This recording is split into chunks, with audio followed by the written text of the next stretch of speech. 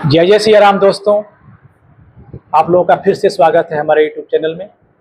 जैसा कि आपको ज्ञात है कि मैं रंग ज्योतिष पे एक सीरीज लेके आया हुआ हूँ, जिसमें मैं आप लोगों को हर लग्न के जातक के लिए उनके लिए कौन से रंग शुभ हैं, कौन से रंग अशुभ हैं, इसके बारे में हम बात कर रहे हैं। इस श्रृंखला में अब तक हमने 7 वीडियो बना रखे हैं और जिसमें जो प्रथम इसका वीडियो है, उस वीडियो में हमने एक संक्षिप्त परिचय दिया हुआ है कि रंग हमारे जीवन को कैसे प्रभावित करते हैं, इसका प्रयोग हमें किस तरीके से करना चाहिए और किस रंगों का प्रयोग हमारे कुंडली और राशि के हिसाब से हमारे लिए उचित है और कौन से उचित नहीं है। तो इस सीरीज में आज हम बात करेंगे तुला लग्न के लिए। पिछला हमारा सीरीज है, आप देखेंगे तो उसमें हमने मेष लग्न से लेकर के कन्या लग्न के जातक के लिए हमने बना रखा है। उसका लिंक हमने अपने डिस्क्रिप्शन में डाल रखा है, आप चाहें तो वहां से जाकर के उसको देख सकते हैं। तो आज हम तुला लग्न के बारे में बात करेंगे। तो तुला लग्न को समझने के लिए हमें ये जानना होगा कि अगर आप अपनी कुंडली अगर आपके पास में है तो आप उसको निकालें और देखें कि यहाँ पे आपका जो प्रथम भाव, सबसे ऊपर का भाव होता है, यहाँ 7 नंबर लिखा होगा। 7 नंबर मतलब तुला लग्न होता है। ठीक है, तो आप इसको एक बार देख लें और उसके बारे में हम बात करेंगे आगे। थोड़ा सा आप बता दूं, मैं आपका ये कुंडली है जातक की जो तुला लग्न की है और इनका जन्म 18 अक्टूबर 1996 को हुआ है। जन्म का जो समय इनका है 8:05 है और इनका जन्म स्थान मुगल सराय चंदौली उत्तर प्रदेश का है। तो आप इनके अगर ग्रहों की पोजीशन देखें इनकी कुंडली में, तो इनके सूर्य बैठे हुए हैं लग्न में, प्रथम भाव में बैठे हुए हैं और इनके लग्न का मान 28 डिग्री है। प्रथम भाव में सूर्य बैठे 1 डिग्री के साथ में, जो कि वर्गोत्तम है, तुला लग्न में वर्गोत्तम हो जाते हैं, बट ये नीच के भी रहते हैं। ठीक, और इनका दूसरा जो भाव है वो खाली है। तीसरा भाव में इनके चंद्र और गुरु बैठे हुए हैं 9 डिग्री और 17 डिग्री अंश के साथ में। तो इनका चौथा भाव खाली है, 5वां भाव खाली है, 6ठा भाव में केतु है जो कि 13 डिग्री बला बल के साथ बैठे हुए हैं और शनि वक्री होकर के 12 डिग्री के साथ यहाँ बैठे हुए हैं। 7वां भाव इनका खाली है, 8वां भाव खाली है, 9वां भाव खाली है। मंगल इनके कर्म भाव में 10वें भाव में बैठे हुए हैं जो 29 डिग्री बल के साथ में है, बट नीच के हैं। और इनका जो 11वां भाव है उसमें शुक्र बैठे हैं 22 डिग्री के साथ में। 12वें भाव में बुध हैं जो अस्त हैं और उच्च के तो हैं बट अस्त हैं, और राहु यहाँ पे 13 डिग्री के साथ बैठे हुए हैं। तो इस कुंडली को समझने के लिए इनके लिए कौन से विशेष रंग होंगे, इसके बारे में स्पेसिफिक हम बात करेंगे।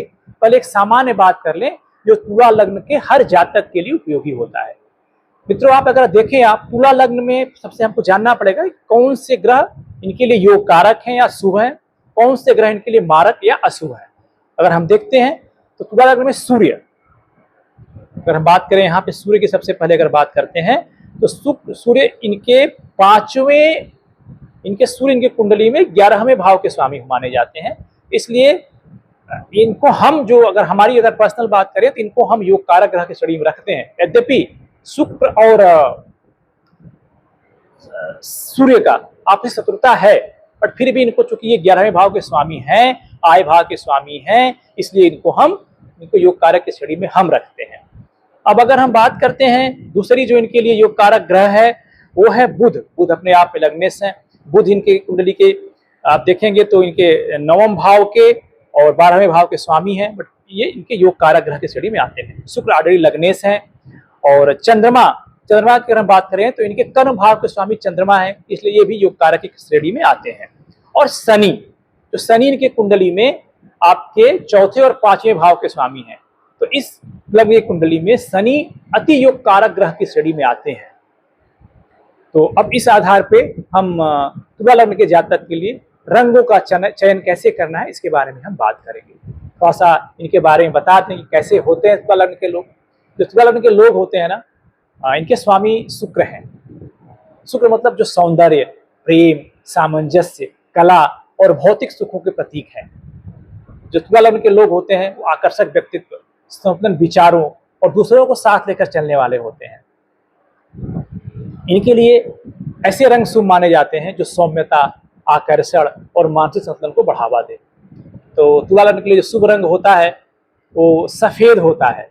सफेद सूर्य का रंग है, सफेद जो है शुक्र का रंग माना जाता है।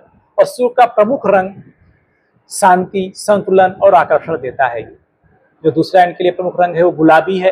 जैसा देखिए हमने पहना हुआ है गुलाबी, जो कोमलता, मधुरता और सौंदर्य को दर्शाता है, सूर्य के प्रभाव को प्रबल करता है। ये जो तीसरा इनके लिए शुभ रंग माना जाता है हल्का नीला है, जो तुला के संतुलित, प्रिय और स्वभाव के लिए आदर्श, मन और शांत, उनके मतलब मन को केंद्रित करता है, शांति की तरफ लेके जाता है। चौथा जो इनके लिए कलर है वो क्रीम कलर है या हल्का भूरा है, जो स्थिरता और परिपक्वता को दर्शाता है और निर्णय क्षमता को प्रबल करता है।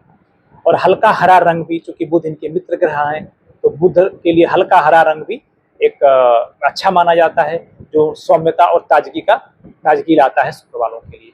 अगर हम बात करते हैं अशुभ रंग की, तो शुक्र तुला लग्न के जातक के लिए लाल रंग, जो डार्क रेड जिसको बोलते हैं, ये अच्छा नहीं माना जाता है। ये मंगल का उग्र रंग माना जाता है, जो तुला लग्न के शांत और कूटनीतिक प्रकृति से मेल नहीं खाता है। तो आप लोगों को लाल रंग से बचना है। काला, यद्यपि शनि इस कुंडली में अति योग कारक ग्रह की श्रेणी में आते हैं, बट ये राहु से भी जुड़े हुए होते हैं, जो मानसिक उलझन और असंतुलन पैदा करता है। तो आप चाहें तो काला कभी कभी पहन सकते हैं, बट कहीं आप अगर महत्वपूर्ण कार्य के लिए जा रहे हैं तो काला को आप अवॉइड कीजिए। गहरा नीला रंग भी शनि के प्रभाव वाला रंग माना जाता है, जो शुक्र की शांत प्रवृत्ति से मेल नहीं खाता है। यद्यपि मैं फिर से बता रहा हूं आपसे, यद्यपि शनि शुक्र के मित्र हैं, बट फिर भी आपको गहरे नीले रंग से भी बचना चाहिए। नारंगी रंग भी मंगल से जुड़ा माना जाता है, बट ये सूर्य से जुड़ा हुआ भी है। तो आप कोशिश करें कि नारंगी रंग से भी थोड़ा सा बचें इसको यूज करने से, क्योंकि इसका जो ये तुला लग्न के जो संतुलित स्वभाव है उससे विपरीत माना जाता है। तो आइए अब आपको हम दिनों के हिसाब थोड़ा सा बात कर लें कि आपके दिन के हिसाब से किस रंग के कपड़े या किस रंग के वस्त्र आपके लिए उपयोगी सिद्ध होंगी और आपकी सकारात्मक ऊर्जा को बढ़ाएंगी। तो सोमवार के दिन आपको सफेद या हल्का नीला रंग अच्छा होगा। मंगलवार के दिन आप गुलाबी या सफेद रंग प्रयोग कर सकते हैं, बट गहरे लाल रंग से बचिए। बुधवार के दिन आप हल्का हरा और सफेद रंग का प्रयोग कर सकते हैं। शुक्रवार के दिन हल्का पीला या सफेद रंग भी आप ग्रहण कर सकते हैं। शुक्रवार के दिन आप गुलाबी, सफेद या हल्का नीला प्रयोग कर सकते हैं। शनिवार के दिन आप क्रीम कलर के या हल्के रंग के कपड़ों का प्रयोग कर सकते हैं। अब इसमें कुछ महत्वपूर्ण सुझाव हमारा है, जैसे किसी आप बैठक में जा रहे हैं, किसी इंटरव्यू में जा रहे हैं, किसी सामाजिक आयोजन में जा रहे हैं, तो आप गुलाबी या सफेद रंग के कपड़े आप पहने, ये आपके लिए बहुत ही शुभ होगा। आप कभी तनाव में हैं या किसी भावनात्मक उलझनों में हैं, तो आप अगर हल्का नीला या हल्का हरा रंग का प्रयोग करते हैं तो ये आपके लिए शांति प्रदान करेगा। किसी आप शुभ कार्य के लिए जा रहे हैं, पूजा पाठ कर रहे हैं या शादी विवाह के लिए जा रहे हैं, घर में आपकी शादी विवाह है, बच्चों की शादी है, तो उसमें आप क्रीम कलर के कपड़े पहनेंगे तो आपके लिए बहुत ही उत्तम होगा। अगर आप लोगों को विशेष सवाल हैं तो आप हमको अपनी जन्म कुंडली, अगर आप परामर्श चाहते हैं जन्म कुंडली संहिता, तो अपना हमको date of birth, place of birth और टाइम ऑफ बर्थ प्लस आपका जो क्वेश्चन है आप उसको बताएंगे, तो इसके बारे में हम आप लोगों को एक सलाह या परामर्श दे सकते हैं। तो आइए अब हम इस लग्न की बात करेंगे थोड़ा सा। आप ये देखिए, इस लग्न के जातक के लिए मंगल बहुत ही मंगल जो है इनके लिए मारक ग्रह की श्रेणी में आते हैं, और इस कुंडली में इनके कर्म क्षेत्र में बैठ करके, कर्म भाव में बैठ करके नीच के हैं। एक तो करेला ऊपर से नीम चढ़ा, एक तो ऑलरेडी ये मारक हैं और नीच भी हो गए हैं, तो इनके कर्म भाव में बैठे हुए हैं। तो इनके लिए तो लाल रंग या इस शेड के, लाल रंग के शेड के जितने भी कलर हैं इनको कंप्लीटली अवॉइड करना चाहिए। किसी भी परिस्थिति में इनको लाल रंग से बचना है। और इनके लिए थोड़ा मंगल को शुभ करने के लिए इनके लिए कुछ उपाय भी करने चाहिए। तो इनके लिए स्पेसिफिक यही है कि आपको लाल रंग से बचना है। बाकी जो हमने बाकी रंग बताया है उसका प्रयोग आप अपने जीवन में कर सकते हैं। क्योंकि बृहस्पति, अगर हम बात करते हैं इस लग्न में बृहस्पति की, तो आप ये देखिए बृहस्पति इनके तीसरे भाव और छठे भाव के स्वामी हैं, जो कि मारक की श्रेणी में आते हैं इस कुंडली में। और बट अपने घर में बैठे हुए थोड़ा शुभता देंगे कि अपने घर में बैठ करके अपने घर को दूषित नहीं करेंगे, तो उनका स्वभाव है शुभता देना। तो उम्मीद करता हूं कि आप लोगों को हमारी वीडियो पसंद आ रही होगी।